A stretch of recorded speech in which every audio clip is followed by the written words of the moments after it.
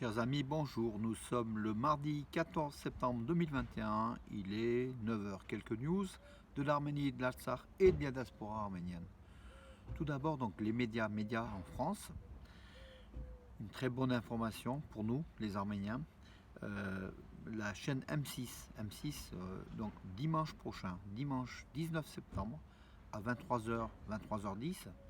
Donc, dans l'émission que vous connaissez, Enquête exclusive, qui est très très regardée sur M6 tous les dimanches soirs. Ça sera un spécial Arménie. Arménie, la perle menacée du Caucase. Arménie, la perle menacée du Caucase, présentée bien sûr par Bernard de la Villardière, que vous connaissez également, qui avait déjà fait un reportage sur l'Arménie et le revers, le mauvais côté de Bakou aussi. Et puis après, il avait été aussi à la frontière arméno-azérie. Il voulait se rendre aussi à Stepanakert. Enfin, il y avait un reportage plutôt favorable aux Arméniens, donc équilibré, mais plutôt favorable aux Arméniens, parce que tout simplement le côté de la justice est du côté des Arméniens, le côté juste c'est du côté arménien que du côté des agresseurs.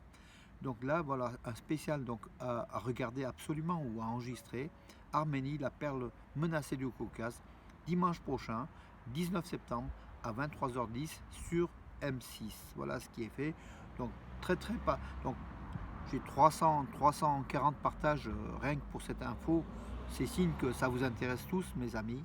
Voilà, donc c'est quand même, ça va faire l'événement. 13 médailles d'or, aucune médaille d'or. 13 médailles au premier jeu des pays de la CEI, Communauté des États indépendants, pour l'Arménie. Donc parmi les 13 médailles, 5 médailles d'argent. Le reste en bronze, mais aucune médaille d'or malheureusement pour les 55 sportifs qui ont participé au premier jeu de la CEI. Ça se déroulait à Kazan en 2023, donc dans 2 ans. On espère que l'Arménie aura une médaille d'or minimum. Voilà.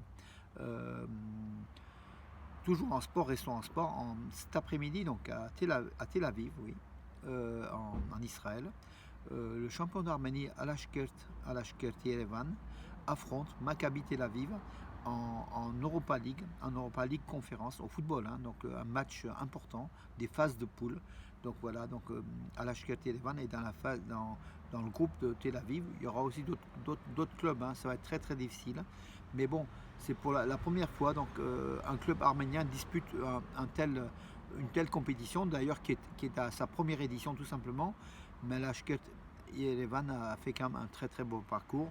On espère, il n'est pas favori, c'est Maccabi Tel Aviv qui est favori. On espère quand même un exploit, comme à chaque fois.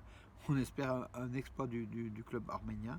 Ça peut se réaliser. Donc les monnaies arméniennes, la monnaie de la Banque centrale d'Arménie, a procédé à l'émission d'une pièce commémorative à l'occasion du 30e anniversaire de l'indépendance de l'Arménie.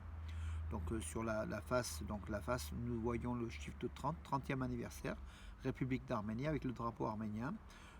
Et puis l'autre, sur l'avers, l'autre face, c'est une valeur de 5000 drams, une médaille en argent, une monnaie en argent, 5000 drams avec le blason, en fait, les armoiries de l'Arménie, en fait. Voilà.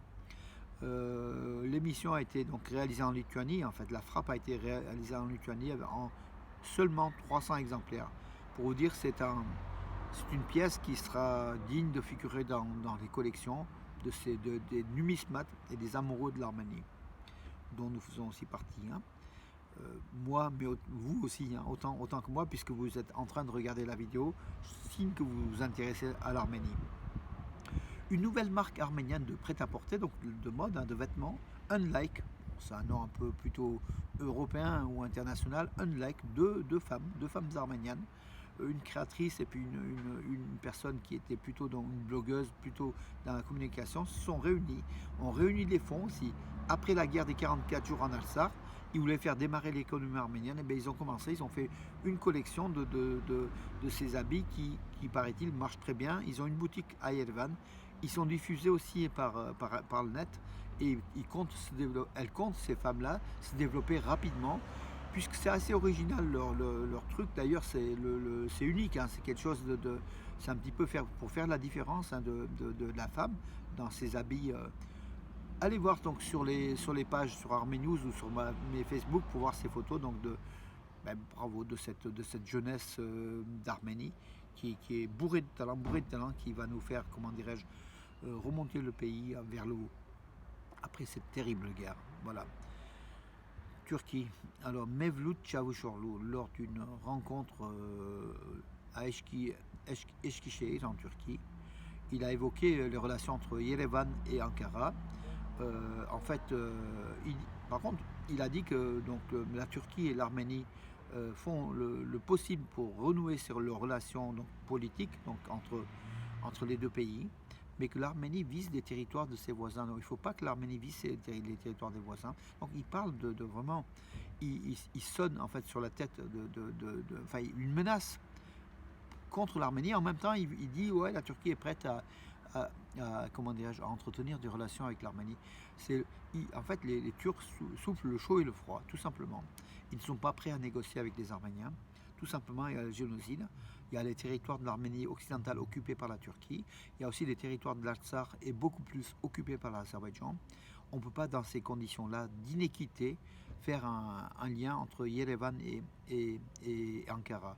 Si Ankara veut réellement renouer le dialogue avec les Arméniens, renouer le dialogue, ce qui a loupé en 2008, hein, donc le rapprochement politique, il faut que Ankara mette un peu de l'eau dans son vin, essaye de réellement d'être honnête avec les Arméniens, des Arméniens qu'elle a dépossédés, qu'elle a génocidés. Il faut qu'elle reconnaisse, qu'elle fasse des compensations avant toute chose. On ne peut pas être... enfin bon...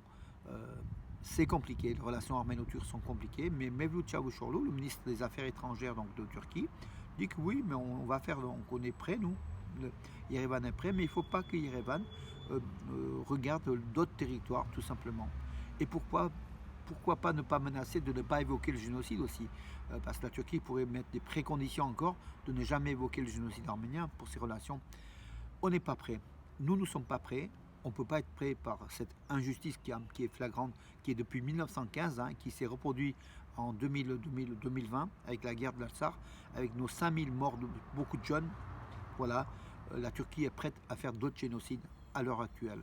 Et au regard de ces déclarations un peu mensongères de son ministre des Affaires étrangères, quelque chose d'hypocrisie, d'une ignominie incroyable, on peut pas faire à Nicole Pachinian de voir s'il peut ou pas, mais il faut que Nicole Pachinian avale beaucoup de couleuvres pour faire des relations avec Ankara à l'heure actuelle. Voilà, je pense que c'est pas encore, le fruit n'est pas encore mûr, tout simplement.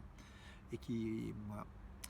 Écoutez, je vais vous donner aussi quelques autres infos, parce qu'il y en a quand même quelques autres, je pense. Je fouille, mais écoutez, non, mais écoutez, oui, j'en ai mis quand même plusieurs, même beaucoup, sur Armé News, que je n'ai pas repris sur mes pages Facebook. Voilà. Alors oui, Nicole Pachinian a reçu le représentant spécial de l'Union européenne, donc à Yerevan, hein, donc voilà. L'Arménie qui se rapproche de l'Europe qui va accorder 2,6 milliards d'euros à l'Arménie sous forme de divers projets, hein, voilà. Le ministre des Affaires étrangères Arat Mirzoyan a aussi reçu le représentant spécial de l'Union européenne. Ils ont discuté de la sécurité régionale, des frontières de l'Arménie notamment. Voilà. Ararat Mirzoyan, donc le ministre arménien des Affaires étrangères, a reçu Stéphane Visconti et Sylvain Guillaume. Donc Visconti, c'est le représentant de la France auprès du groupe de Minsk de l'OSCE. Voilà, ils ont aussi évoqué la guerre de 44 jours et de tout ce qui se passe, avec aussi la présence du groupe de Minsk qui se fait de plus en plus présente. Voilà, maintenant que la guerre est terminée, place à l'action diplomatique et surtout au statut de l'Artsakh, la délimitation des frontières aussi de l'Artsakh. Voilà, ces choses-là qui sont importantes pour figer cette population en Artsakh. Voilà mes amis, écoutez, pour aujourd'hui j'en ai terminé. Donc on suivra le match à 16h30 donc aujourd'hui. Écoutez, entre Maccabi Tel Aviv et Al-Ashker Yerevan. Nos cœurs vont pas sur le club israélien. Vous le savez, Israël qui a fourni des drones à l'Arménie, des drones tueurs, et Et Israël qui n'a pas reconnu, malgré que tout le monde reconnaît la Shoah, et les premiers, donc nous les Arméniens, et en plus on compatit au drame du peuple juif lors de la Shoah. Israël n'a pas reconnu le génocide arménien, vous vous rendez compte? Aujourd'hui, Israël qui fournit des armes à Bakou, mais ne mélangeons pas le sport à la politique. On dit toujours, mais en fait il y a toujours une part de politique qui réjaillit, qui est sous-jacente dans le sport. On souhaite une victoire du club arménien sur le club israélien aujourd'hui. C'est notre souhait. Le Seigneur du football qui nous écoute.